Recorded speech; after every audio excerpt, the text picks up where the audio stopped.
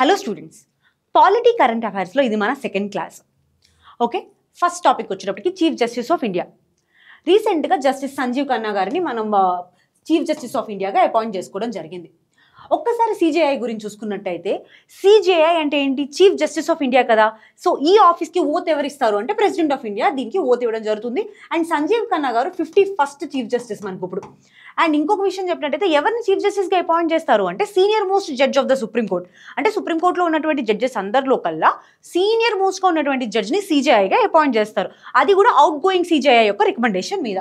And ఇంకోటి article 124 ప్రకారం చూసుకున్నట్టయితే, every judge of the supreme కోర్ట్ని ప్రెసిడెంట్ అపాయింట్ చేస్తారనమాట. అండ్ ప్రెసిడెంట్ అపాయింట్ చేస్తారు అండ్ దాదాపు 65 years వరకు వాళ్ళ ఆఫీస్ అనేది హోల్డ్ చేసే అవకాశం ఉంటుంది.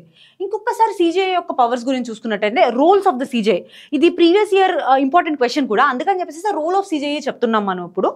సో ఫస్ట్ వచ్చేటప్పటికి ఫస్ట్ అమాంగ్ ద ఈక్వల్స్, అంటే సుప్రీంకోర్టులో జడ్జెస్ అందరూ ఉంటారు కదా, సో వాళ్ళందరిలోకి he is the first among the equals, he is also equal to them అని చెప్పడం అనమాట. ఇది state of Rajasthan versus Prakash Singh Chand కేసులో చెప్పారు. అండ్ నెక్స్ట్ వచ్చేటప్పటికి మాస్టర్ ఆఫ్ ద రోస్టర్, అంటే ఏ బెంచెస్ ఎలా ఫామ్ అవ్వాలి అనే విషయం మీద డిసైడ్ చేసేటటువంటి అవకాశం ఓన్లీ సిజేఐకే ఉంటుంది.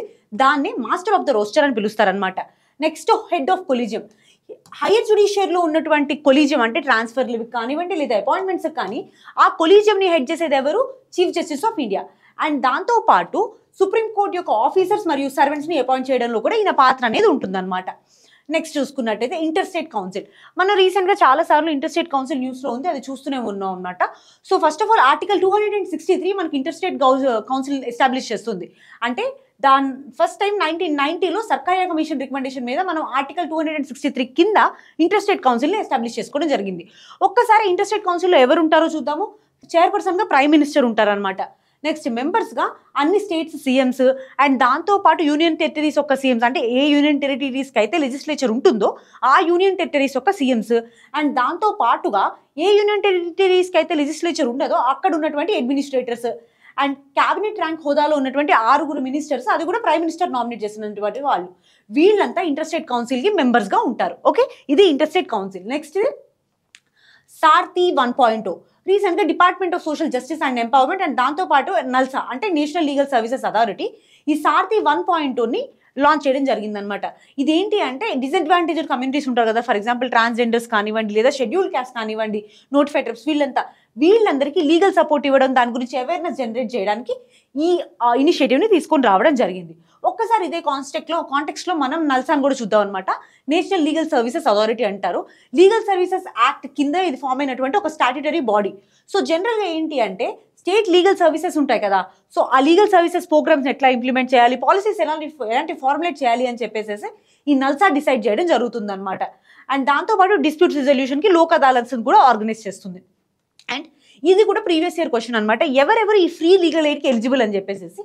ఫస్ట్ వచ్చేటప్పటికి women, children, member of schedule caste, schedule tribes and industrial workmen, and victims of mass disaster, violence, flood, drought victims, and next persons with disabilities, and దాంతోపాటు జువెనైల్ హోమ్ కానీ protective హోమ్లో కానీ psychiatric హాస్పిటల్లో ఉన్నటువంటి persons, and దాంతోపాటు if persons annual income does not exceed 1 lakh rupees. So and victims of human trafficking and beggar. So వీళ్ళంతా legal services కింద free legal aid పొందేటటువంటి అవకాశం ఉంటుంది. ఓకే, నెక్స్ట్ ఇది గ్రామ్ న్యాయాలయ. ఒక్కసారి గ్రామ్ న్యాయాలయ గురించి చూసుకున్నట్టయితే, ఒక పంచాయతీకి కానీ లేదా ఒక గ్రూప్ ఆఫ్ పంచాయత్స్కి కానీ ఈ గ్రామ్ న్యాయాలయాలు ఎస్టాబ్లిష్ చేస్తారనమాట. అండ్ దీనికి హెడ్గా న్యాయాధికారి అని ఒక పర్సన్ ఉంటారు. ఆ పర్సన్ ఎవరు అపాయింట్ చేస్తారు? స్టేట్ గవర్నమెంట్ అపాయింట్ చేస్తుంది. అండ్ వీళ్ళ యొక్క జ్యూరిస్ట్రిక్షన్ వచ్చేసి ఇది ఒక మొబైల్ కోర్ట్ అనమాట, both civil and criminal jurisdiction ఉంటుంది దీనికి. అండ్ ఈ మాక్సిమం డిస్ప్యూట్స్ ఏమైనా ఉంటే కన్సిలేషన్ ద్వారా వీళ్ళు సెటిల్ చేస్తారు. అండ్ సోషల్ వర్కర్స్ని కూడా కన్సిలేషన్కి అపాయింట్ చేసుకుంటారనమాట. దాంతోపాటు ప్రిన్సిపల్స్ ఆఫ్ న్యాచురల్ జస్టిస్ ద్వారా బౌండ్ అయి ఉంటాయి. ఇండియన్ ఎవిడెన్స్ యాక్ట్ వీటి వల్ల కాదు, only principles of natural justice వల్ల ఇవి బౌండ్ అయి ఉంటాయి అనమాట. నెక్స్ట్ ఇది యూనివర్సల్ పోస్టల్ యూనియన్. రీసెంట్గా 158th యానివర్సరీ అనేది జరిగింది యూనివర్సల్ పోస్టల్ యూనియన్కి. సో దీనికోసం అని చెప్పేసి డిపార్ట్మెంట్ ఆఫ్ పోస్ట్ ఒక కమెమరేటివ్ స్టాంప్ని రిలీజ్ చేయడం జరిగింది అనమాట. ఈ కాంటెక్స్లో మనం ఒకసారి యూనివర్సల్ పోస్టల్ యూనియన్ గురించి చూసుకుందాం. ఇది చూసుకున్నట్టయితే మనకి జనరల్ పోస్టల్ యూనియన్ అనే పేరుతో ఎస్టాబ్లిష్ చేయడం జరిగింది 1874లో. And second oldest international organization, first వచ్చేటప్పటికి ఇంటర్నేషనల్ టెలికమ్యూనికేషన్ ఆర్గనైజేషన్ ITU అంటాము, అది 1865లో ఫామ్ అయింది. వీళ్ళ హెడ్ క్వార్టర్స్ వచ్చేటప్పటికి బర్న్, స్విట్జర్లాండ్లో ఉందన్నమాట. నెక్స్ట్ వచ్చేటప్పటికి ఇదే కాంటెక్స్లో మనం ఒకసారి ఐటీయూని కూడా చూసేద్దాము. ఐటీయూ టెలికమ్యూనికేషన్ స్టాండర్డైజేషన్ అసెంబ్లీని వాట్సా అని ఉంటుంది, WTSA. ఈ వాట్సాని 2024లో న్యూఢిల్లీలో జరపడం జరిగిందనమాట. సో ఒక్కసారి ఐటీయూ గురించి చూసుకున్నట్టయితే 1865లో ఫస్ట్ టైం టెలిగ్రాఫ్ కన్వెన్షన్ ద్వారా మనకి ఐటీయూ అనేది ఫామ్ అయింది. అండ్ యూఎన్ ఒక స్పెషలైజ్డ్ ఏజెన్సీ డిజిటల్ టెక్నాలజీ కోసం చూసుకున్నట్టయితే అండ్ దాదాపు 193 మెంబర్ స్టేట్స్ ఉన్నారు. అండ్ హెడ్ క్వార్టర్స్ వచ్చి జెనీవాగా ఉంది. ఓకే, నెక్స్ట్ వచ్చేటప్పటికి ప్లీ బార్గెనింగ్. రీసెంట్గా ministry of law and justice ఇచ్చిన రిపోర్ట్ ప్రకారం ఓన్లీ 0.11% కేసెస్ మాత్రమే ప్లీ బార్గెనింగ్ వస్తున్నాయని చెప్పడం జరిగింది. అసలు ప్లీ బార్గెనింగ్ అంటే ఏంటి అంటే నార్మల్గా ఒక యాక్ట్ జరిగిన తర్వాత డిఫెన్స్ అండ్ ప్రాసిక్యూషన్ కలిపి చేసుకునేటటువంటి అరేంజ్మెంట్ని ప్లీ బార్గెనింగ్ అంటాం. అంటే బేసిక్గా ఏంటంటే ఇక్కడ నేను తప్పు చేశాను ఆర్ గిల్టీ అని ప్లీడ్ చేసుకుంటారు అండ్ తక్కువ అమౌంట్ ఆఫ్ పనిష్మెంట్ ఇవ్వమని చెప్పి ప్లీడ్ చేసుకుంటారు అనమాట. అదే ప్లీ బార్గెనింగ్. సో బేసిక్గా ఇది 2006లో మనకి ఇంట్రడ్యూస్ చేయడం జరిగింది.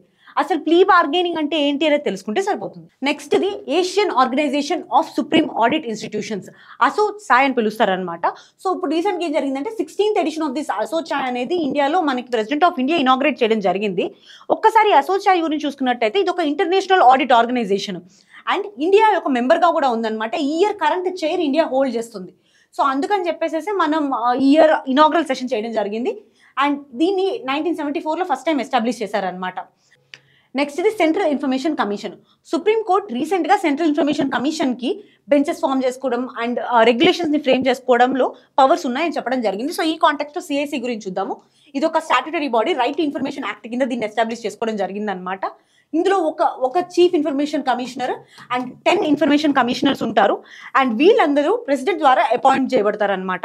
సో వీళ్ళని సెలెక్ట్ చేయడానికి మనకి ఒక కమిటీ ఉంటుందన్నమాట, రికమెండేషన్ కమిటీ. అందులో ప్రైమ్ మినిస్టర్ ఉంటారు చైర్పర్సన్గా అండ్ లీడర్ ఆఫ్ అపోజిషన్ ఉంటారు లోక్సభకి. అండ్ దాంతో పాటుగా ప్రైమ్ మినిస్టర్ నామినేట్ చేసినటువంటి ఒక క్యాబినెట్ మినిస్టర్ ఉంటారు అనమాట. సో దాదాపు వీళ్ళ టెన్యూర్ వచ్చి 3 yearsగా ఉంటుంది. ఓకే, నెక్స్ట్ వచ్చేటప్పటికి foreigners tribunals. So foreigners tribunals order 1964 కింద దీన్ని ఎస్టాబ్లిష్ చేయడం జరిగిందనమాట. సో ఇక్కడ ఒక విషయం గుర్తుపెట్టుకోవాల్సింది ఏంటంటే ఒక పర్సన్ సిటిజన్ కాదా అని చెప్పాలి అంటే ఓన్లీ ఫారినర్స్ ట్రిబ్యునల్స్కి మాత్రమే ఆ పవర్ అనేది ఉంటుంది. సో బేసిక్గా ఏమైందంటే ఎన్ఆర్సీ ఉంది కదా, national register of citizens. So ఈ సిటిజన్స్లో మన పేరు లేనంత మాత్రాన వీళ్ళు ఫారినర్స్ అయిపోరు. ఓన్లీ ఫారినర్స్ ట్రైబ్యునల్స్ కనుక వాళ్ళు ఫారినర్గా చెప్పినప్పుడే ఆ పర్సన్ ఫారినర్ అవుతారనమాట. ఆ విషయం మనం గుర్తుపెట్టుకోవాల్సి ఉంటుంది. ఈ ఫారినర్ ట్రైబ్యునల్స్ ఒక పవర్ వచ్చేటప్పటికి సివిల్ కోర్టుకు ఉన్నటువంటి పవర్ ఉంటుంది. అండ్ ఇది కోడ్ ఆఫ్ సివిల్ ప్రొసీజర్ 1908 కింద ఈ పవర్ అనేది దీనికి రావడం జరిగింది. Thank you.